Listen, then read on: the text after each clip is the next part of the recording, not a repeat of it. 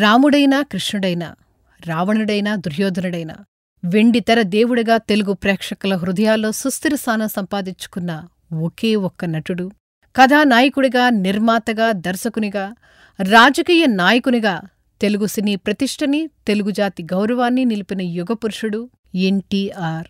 తెలుగుజాతి గౌరవాన్ని ప్రపంచానికి చాటి చెప్పిన మహానుభావుడు, తెలుగువారు ప్రేమగా అన్నగారు అని పిలుచుకునే ఎన్టీఆర్ 1923 మే 28న కృష్ణా జిల్లా నిమ్మకూరులో జన్మించారు.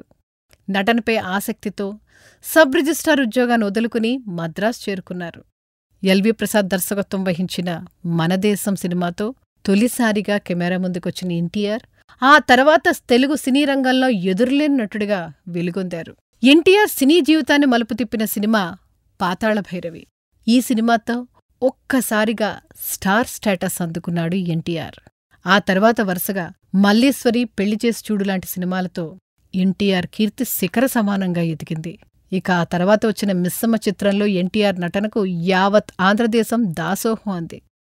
ఎన్టీఆర్ నట జీవితంలో మరో మైలురాయి మాయాబజార్. ఈ సినిమాలో తొలిసారిగా కృష్ణుడిగా కనిపించిన ఎన్టీఆర్ ఆ తర్వాత ఏకధాటిగా 18 సార్లు అదే పాత్రను ధరించి రికార్డు సృష్టించారు.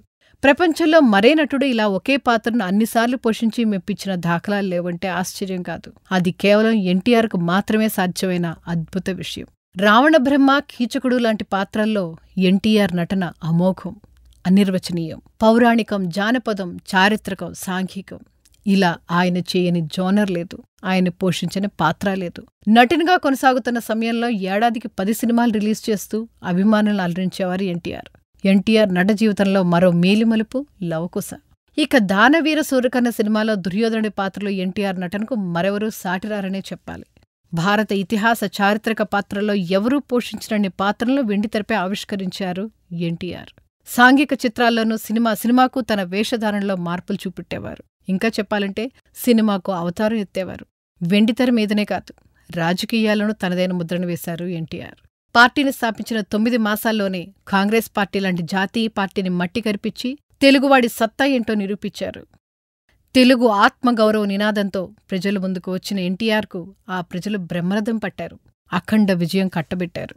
అందుకే తెలుగు జాతి ఉన్నంతకాలం, తెలుగు మాట వినపడుతున్నంతకాలం, తెలుగు పదం బతికున్నంతకాలం ఎన్టీఆర్ అనే పేరు ఎప్పటికీ సజీవంగానే ఉంటుంది.